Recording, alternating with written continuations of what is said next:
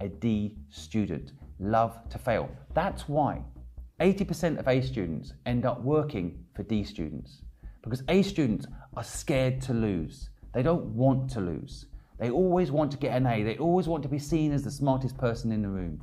Don't worry about it. Learn to lose. Learn to embrace getting a D. And getting a D in business means take your time. Don't let someone else decide whether or not you're success or not. Do not let anybody else tell you how to do things. And ironically, power up your ego in a different way, an internal ego that tells you you're not a loser. You know where you're going. No matter what people judge you based on the car that you're driving or where you're living or what you do with your day, don't let them decide that you're a loser. Let them think whatever they want.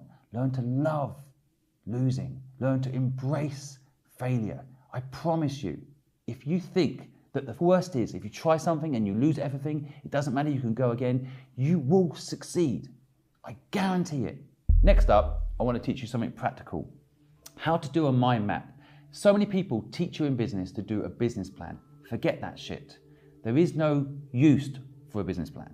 What you want to do is map out where your business could go, how it could go, and understand the different directions in which to take your business. And I'm going to go through how to do a mind map next.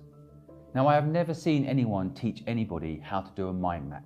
And the reason I think that no one teaches this is because there's no template to sell you. There's no product to sell you around. A business plan has a million ways to make money out of you. And none of it works. These business plan things actually kill companies. I've seen people write up massive business plans, stick to it, and die.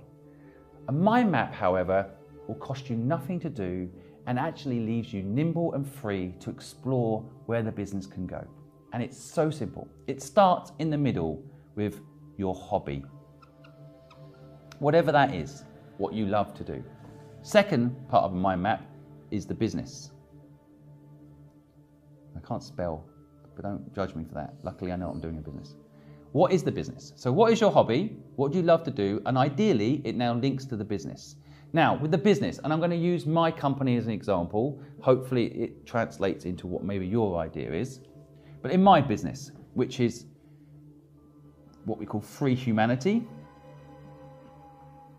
the name probably gives it away, what we want to do. We want people to be free, to do what they love. So within Free Humanity, this is what I did when I first started the business 4 years ago. I looked at different ways that I can make the business work. So off here, I wrote podcast. Right? Actually, as I mentioned earlier, this is one of the first things I actually did. So from a podcast, what comes off it? Well, I built a network. Right?